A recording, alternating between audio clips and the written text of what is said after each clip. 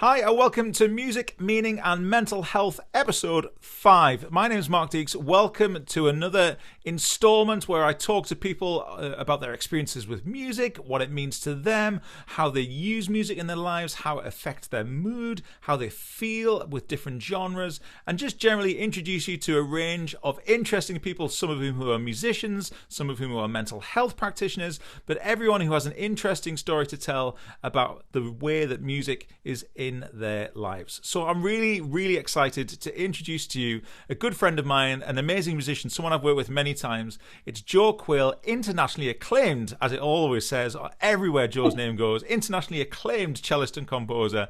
Joe, please just introduce yourself and briefly just talk just for a minute or two about what it is that you do. Oh, thank you, Mark. Thank you very much for inviting me to chat with you. My name's Joe, and I'm a cellist and a composer.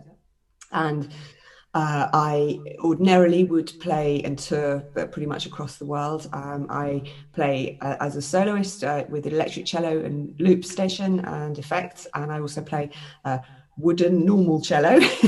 Normal cello. Normal cello, yeah. And I write music that's quite filmic, cinematic music, and I play with orchestras and ensembles sometimes as well, and choirs. So it's a pretty mixed bag. Fantastic. So obviously, I like to ease people in with a nice, easy question, which of course isn't an easy question at all. But do you have a favorite band or artist or singer? So who is your music that is you would classify as your go-to favorite of all time? And can you describe their music to someone who's never heard them in 5 words or less? Easy. Yeah. Well, this is probably not the answer you want, but for me, the music that's the go-to music always is the music of Bach. So whether it's the solo cello suites or the Brandenburg concertos or the Passions, for me, the music of Bach is perfection. It's like the voice of God, if you like. You know, there is balance. I mean, you can even have mathematical analysis of this and see if that's your thing. The balance, the shape, the precision, the grace in the music, and the sorts of feelings that it invokes in me when I play or when I listen to it.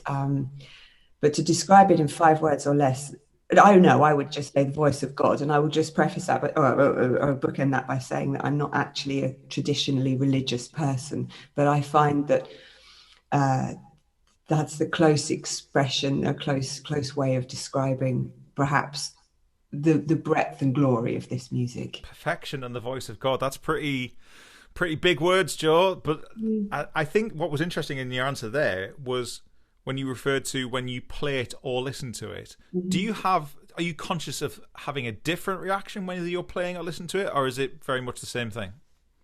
No, I think it's a different reaction. I mean, when I play it, I'm really talking about the solo cello suites because since lockdown, obviously, you know, we don't meet in ensembles and etc. So I spend a lot of time with the suites anyway. When I'm playing them, there's sometimes when I'm working in a very precise way on particular bits or shifts or something, then I feel that I am working kind of inside the music. And other times when I come back to the ones I'm very familiar with, like the first suite, when I'm playing, I have a sensation of almost that it's not me playing. It's almost like the bow moves on its own, the hands move on their own.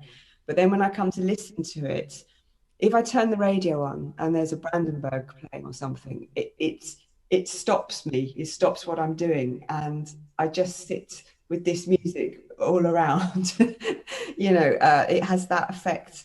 I love it whenever I have this conversation with people, regardless of which musician they end up talking about, or the composer or band, you can see it in people's eyes when they start talking about a kind of music or a particular artist that has that effect on them. And people's eyes just light up and they immediately start gazing off into the distance like they're picturing something. And it's really interesting to watch that impact happen regardless of what artist you're talking about.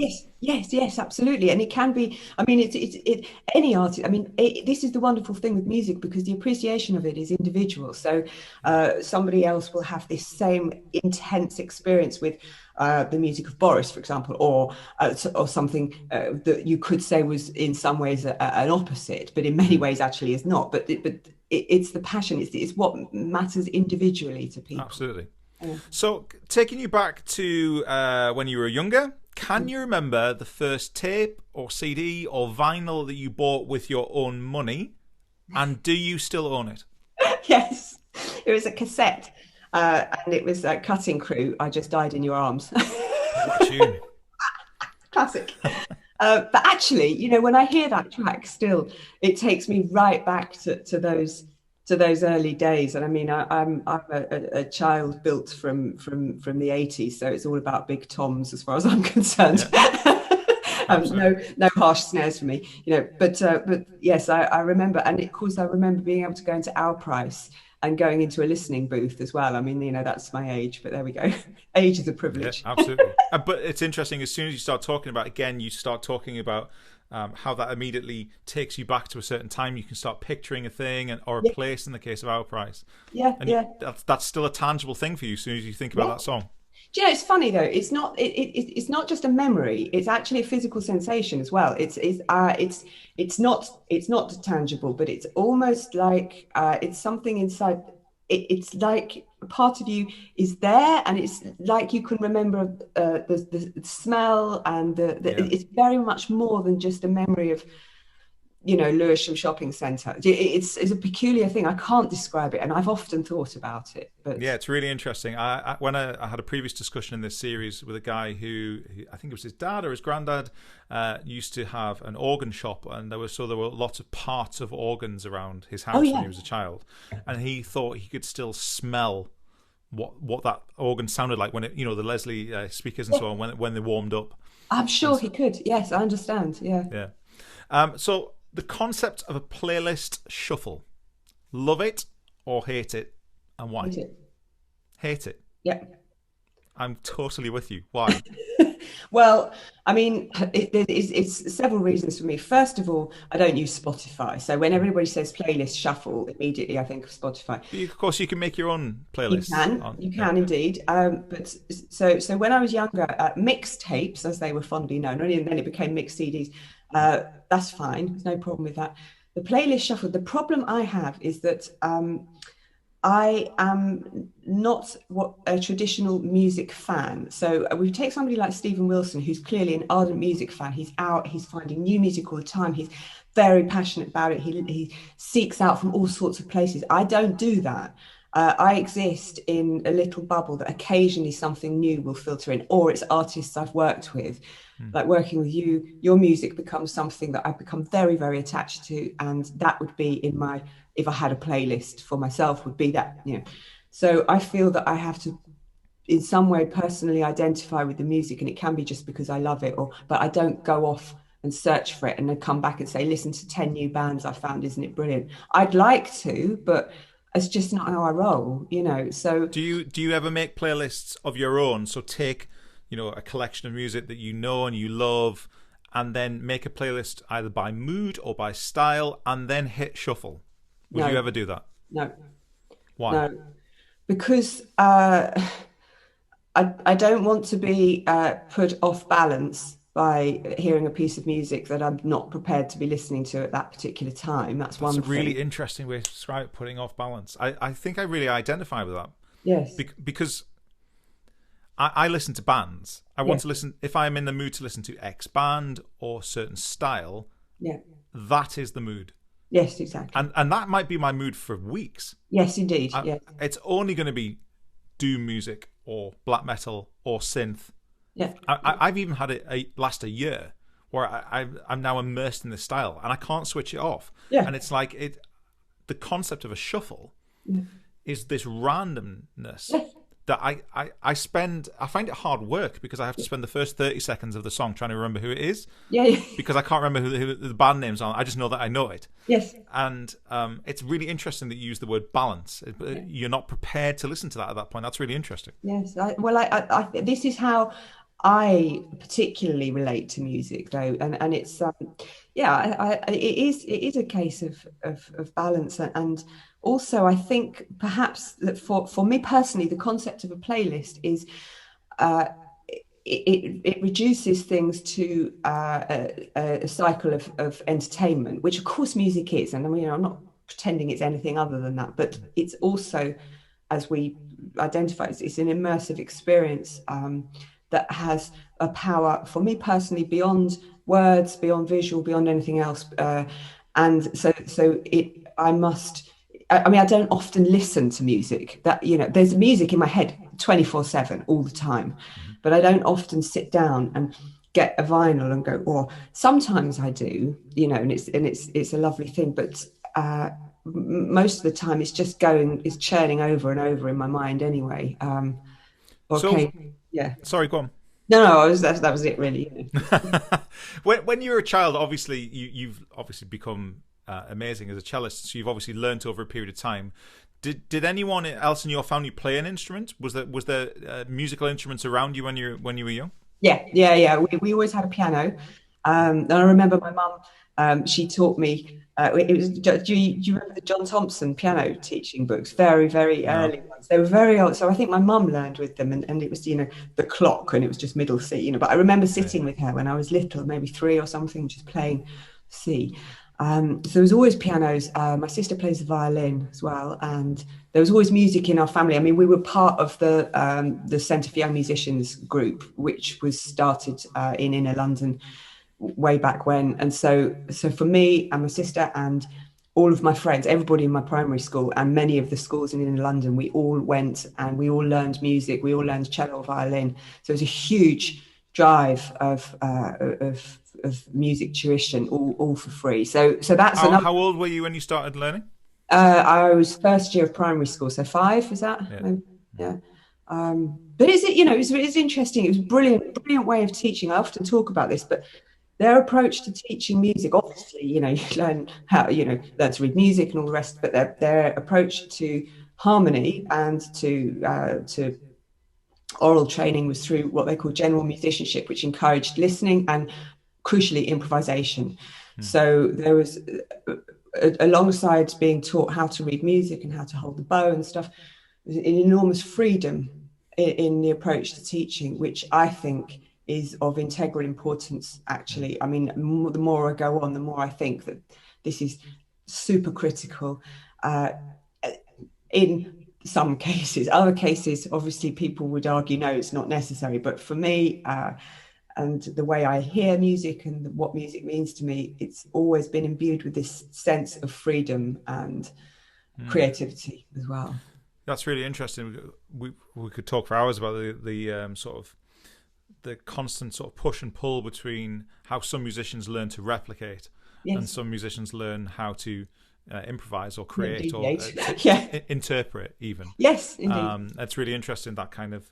I had to write an essay once for my piano teaching diploma about improvisation and you know, how would you help someone to improvise. And my starting point was that I wasn't sure that improvisation really existed as a concept because we were just taking a palette of things that we'd heard before and perhaps putting our own spin on it and combining different things in different ways. But of course there are only so many notes. But it's a rabbit warren of a discussion. It's really interesting that because of course, as we know, some musicians can only replicate what's in front of them, and the notion of interpreting something or doing something different or improvising for that is totally foreign. And then there are the other people who, of course, who can improvise amazingly and play by ear but can't read a dot of music. And it's really interesting, that push and pull all the time. It is, and it's very relevant, I think, to your series that you're doing at the moment, because I think that the ability to improvise is purely down to the mental approach that you have and the mental relationship you have with music as well. And it's I would argue, perhaps, having not done any research, but an ability to improvise is an ability to permit yourself to make a mistake. It's not a mistake, you just do it again. You know? Whereas perhaps a reluctance to improvise could sometimes be viewed perhaps as a desire to get everything perfect or a fear of getting something wrong. You know, absolutely. And of course that really connects to what kind of people we are, isn't it? Really a personal thing. Totally. And how we play, you know, or if we play or whatever, you know. So no, that's really interesting. So next question I wanted to ask you was, I asked you, how old you were when you were 5, so you might not remember this, but you know that kind of sort of taking the stabilizers off a bike kind of feeling when the first time you're propelling a bike on your own and you realize that you're doing it, the first time that you move a car and you realize that you've moved it and that was you driving it. Are you able to remember anything like at least early experiences of what it felt like to be producing the sound of your instrument yourself and sort of realizing that it was you as opposed to, you know, hearing a recording or seeing someone else play? Do you realize, have you got any memories of what it felt like to start playing yourself? Not really. I mean, I can remember going in and doing my grade one, you know, but I don't really remember. And then I remember my postgrad diploma. So these are two things which are poles apart from each other. Uh, not really. And I think it's because I've always done it. Yeah. So perhaps latterly, I'm aware, like I described to you before, when I'm playing sometimes and it feels with such ease. That's very unusual, but it feels like that. And then there's a part of me which is away from my body, thinking, "This is glorious." Not I am, but this being able to sit and play the cello is glorious, you know. But I don't think. I mean, sometimes now, if I watch videos from concerts that people have put up, I think, yeah, that piece works all right, or you know, but it's because it's something I do pretty much all the time, every day. I'm not really. It's like breathing, you Yeah, know. absolutely. Just one last thing about when you were younger, perhaps as a teenager or whatever. How did music play a role in your life in terms of, you've mentioned, you know, it was a big thing in your family, but in terms of your friends and other kinds of sort of shared experiences, where was music in your life? Were you going to gigs? Were you going around each other's houses and listening to, you know, albums or music?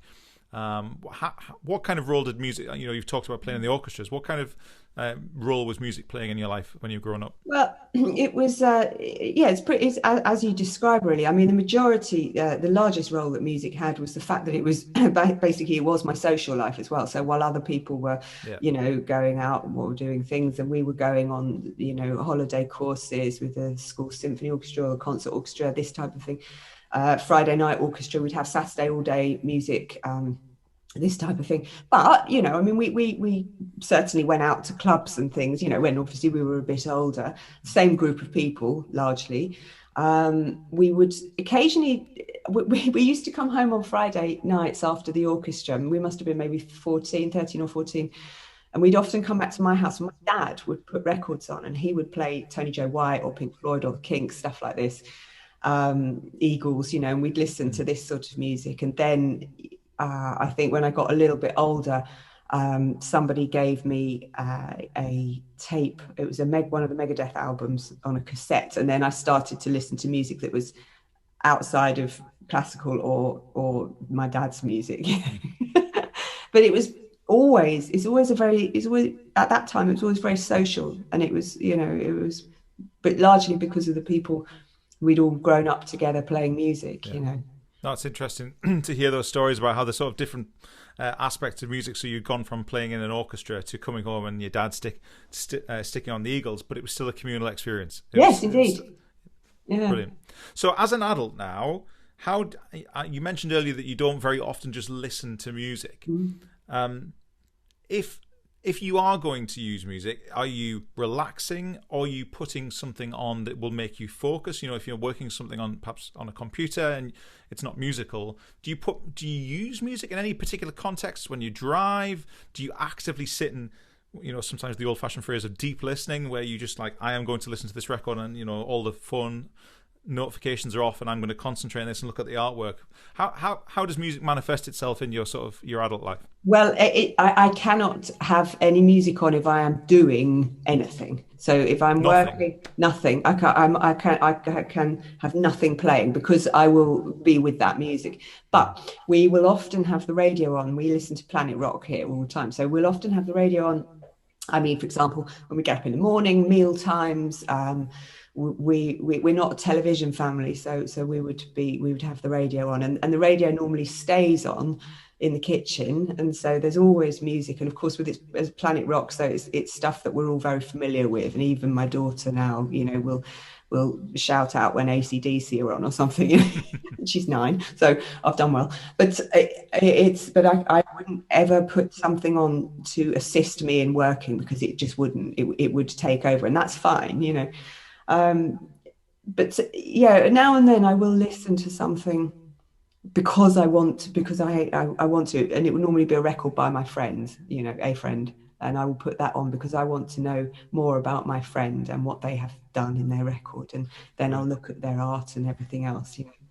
So are you able to connect any pieces of music or records to particular people or places or times? You mentioned about your dad sticking on Eagles records, and that was a particular strong memory. But, you know, songs that you've heard on the radio when you were driving somewhere, or remind you of a particular place on tour or on holiday. Have you got any particularly strong memories or gigs that you've went to and thought that's a really special one? What are the musical standout memories for you? Yeah, I mean, there's many actually, but they're not necessarily associated with the time that particular song came out. So, for example, every time I hear, oh my God, you might have to edit this as well. I've totally forgot. Oh, what's that Toto song? Africa. That's Africa, it. yeah, yeah. Right. Okay, so every time I hear that, I'm on the South Bank in Melbourne, and it's nighttime and it's hot, and I'm walking back over the bridge from the studio I've been working at to a really nice apartment I had there. And that's it. But because for some reason that song during that particular trip to Australia was on all the time, everywhere I went. And then I was walking over the South Bank and a busker was playing it. So every time I hear that track, that's where I am. And That's perfect. That's a perfect example. I mean, you know, it's funny. There's a few. I remember Wasp, Forever Free was advertised on the television. This was, I mean, I don't know how old I was. It was years and years ago. That song, when I hear that, I think of being, I must have been maybe around 15 or something. Same with the theme, G Tom Max theme from the Lost Boys. Every time I hear that, same thing. I'm back there at that time, you know. It's funny, these little memories that stick with us, isn't it? They're great, though. Are you conscious at all of how music makes you feel physically or mentally, and any effect it has on you? Do you ever find that you want to turn off a piece of music because the mood is not right for you mentally, or you feel like you need to hear X because you want to feel such and such? Do you ever are conscious of any kind of physical and mental reactions to music in that way?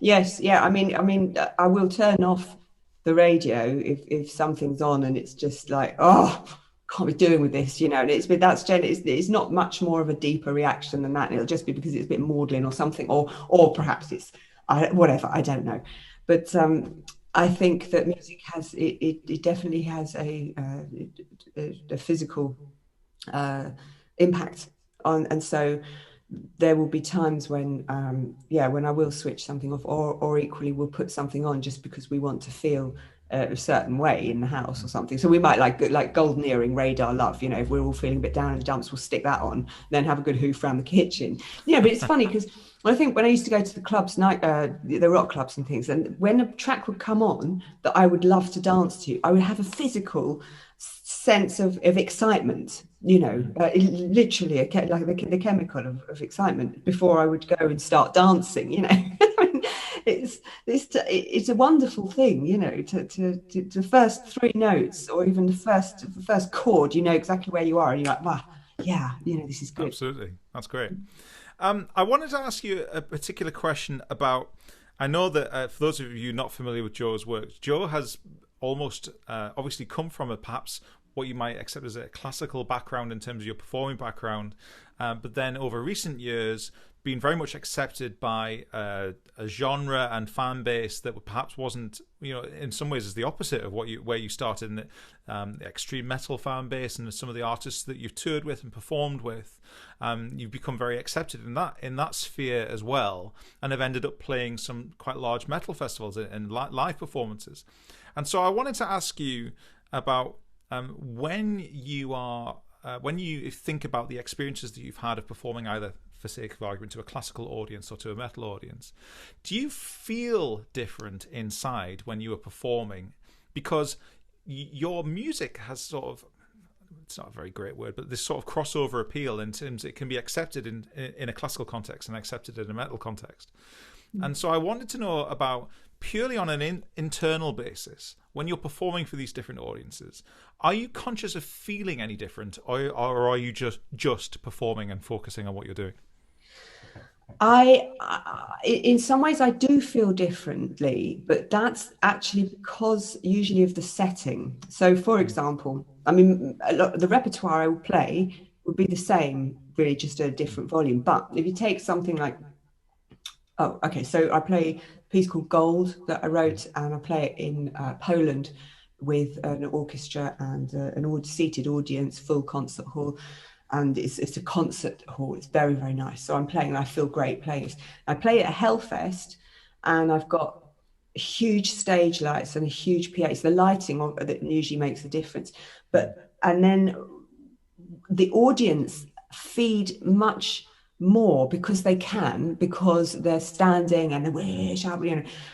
So this affects how I feel. But the mindset I take to the stage is exactly the same, which is that I ask to do the best performance that I possibly can for these people. That's what I ask each time I go to the stage. May I do my best, and may I tell a story that they can take, you know. It doesn't matter who it is, or 5 of them or 5,000 of them, or whatever the setting, but the environment will affect how I feel, perhaps, I think. Yeah, I was wondering about, specifically you mentioned about the audience, because they can. Yeah. You're able to get a much more sort of immediate reaction from a rock crowd than a classical crowd, who will wait till the end and then give you their response and feedback. Yeah. And you're conscious of that kind of much more sort of two-way dialogue during a rock performance. Yes, that's right. That's really, really interesting. So I have one more question for you. If you had to recommend one song or one album or whatever you want to do, one piece of music, to people to make them feel better, to put a smile on their face, to give someone a boost, to give them a lift, to say everything's going to be all right, what would it be? Oh. REO Speedwagon, Roll with the Changes. Why? Because what does it remind you of? How does it make you feel? Oh, it makes me feel good. It makes me feel happy. It reminds me of people that I love in my life. It's also it's kind of euphoric, but it's also this statement that, when you're ready, I'm here. If you're fed up with it, turn the page. I love that. Turn the page. Don't sit there. Turn the page. Great. We can.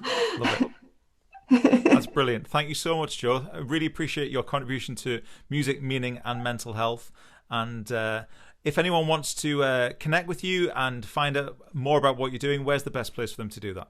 Probably, they can, if they want to hear music, it'll be Bandcamp. So Jo Quail on Bandcamp, or Facebook, or my website, joquail.co.uk. They can email me. I love to hear from people, so yeah, thank you for having me. You're very, very welcome. Thanks, Jo. No worries.